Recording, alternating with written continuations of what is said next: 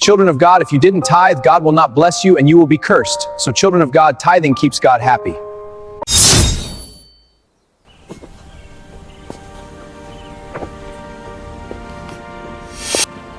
Child, do not be afraid. You have been brought here because a question has followed you your whole life. A question many on earth are confused about.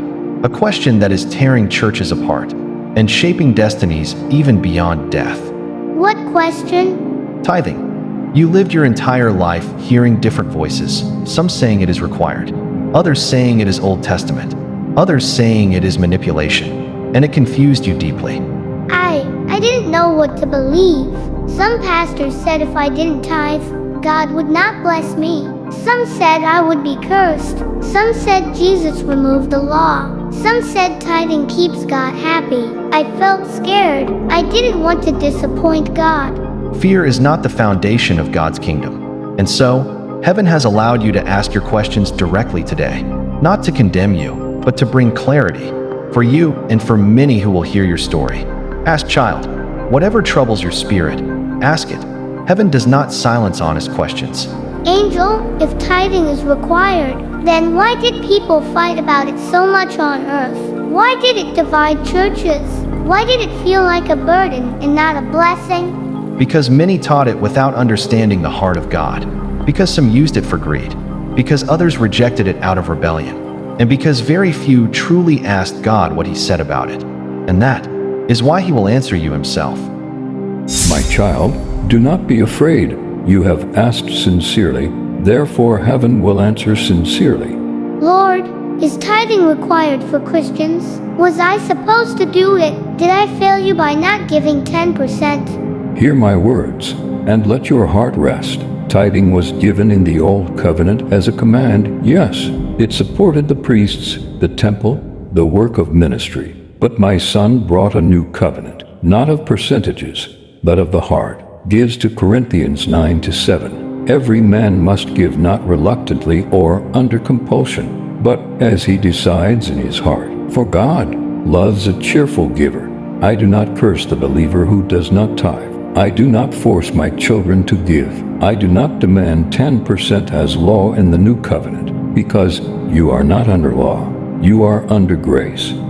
So, Christians don't have to tithe. They do not owe the tithe, but they offer it out of love and gratitude. Tithing is no longer an obligation. It is worship. It is honor. It is trust. The problem was never the tithe, but the heart behind it. Some gave in fear. This I do not accept. Some refused to give out of greed. This reveals their heart. Some gave to manipulate me for blessings. This I reject. But those who give freely, willingly, joyfully, to support my work on earth, I see them. I reward them. Use Proverbs 3-9. Honor the Lord with your wealth. Tithing is not required as a law, but giving is required as a fruit of love.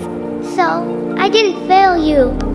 No, my child, you were simply confused, and today, clarity has come. Child, now that the Lord has spoken, let me teach you why this topic confused so many on earth.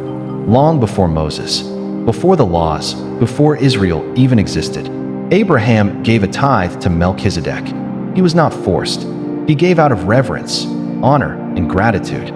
Jacob also tithed, not because of law, but because of love and commitment to God.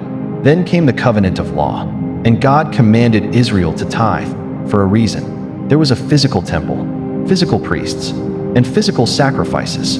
The tithes supported the Levites, the temple, the poor, the feasts, and the worship system. But when Christ died, the veil tore. The temple system ended. The priesthood changed. The sacrifices were fulfilled. And with that, the tithe, as a law, was completed. So that's why people debate it?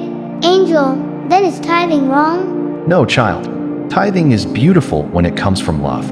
It is dangerous only when it becomes a law that replaces relationship. My child, listen closely. I do not see percentages. I see hearts. A person may give 10% and still be greedy.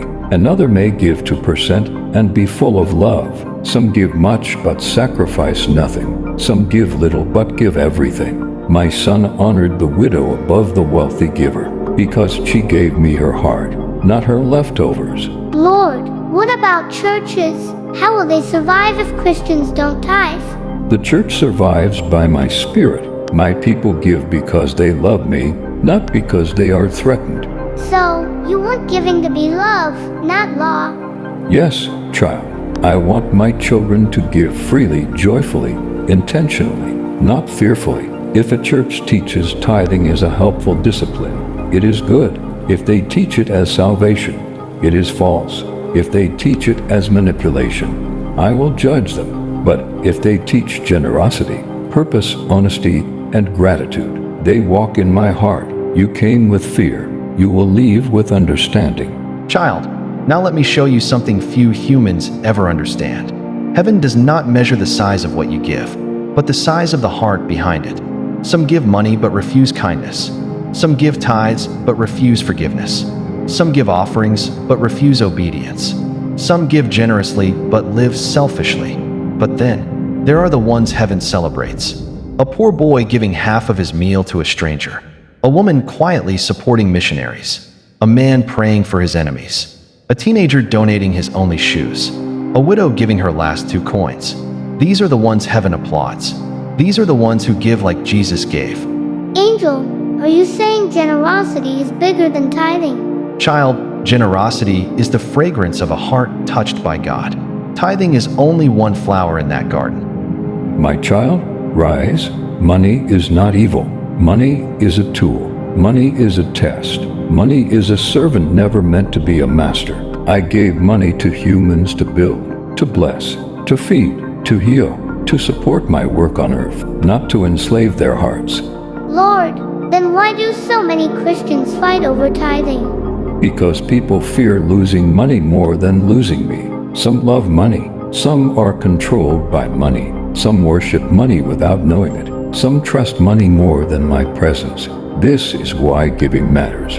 Not because I need your money, but because you need freedom. When you give freely, you break greed. When you give joyfully, you break fear. When you give intentionally, you break selfishness. And when you give out of love, you look like me. Child, tithing is not the question. Your heart is the question. Your love is the question. Your willingness is the question. Child, may I show you something deeper? You were sitting in church, distracted, watching others worship while he stays silent, giving a small offering but complaining inside, spending generously on games, snacks, and fun, yet giving sparingly to God's work, crying when he is in trouble, praying only in fear, and forgetting God in seasons of joy. I didn't know I was being selfish. Selfishness does not always look loud. Sometimes it whispers through your choices. You and the boy had once seen as a friend who had no lunch. He wanted to share, but you didn't. You feared losing your own meal. You see, giving is not about money only. Every time you choose love over fear, you are giving. Angel, does God forgive me for not giving enough? Child, forgiveness flows faster than light in heaven. He is not angry at you. He is shaping you. My child, I knew your heart even before you did. I am not calling you to give because I need something from you. I am calling you to give because I want to grow something inside you. The world teaches children to hold tightly, but my kingdom teaches children to trust. Tithing will never be about dollar bills, but about the kind of person you are becoming. Lord, then teach me how to give like you do. Come, child, this final part. You must hear from God himself.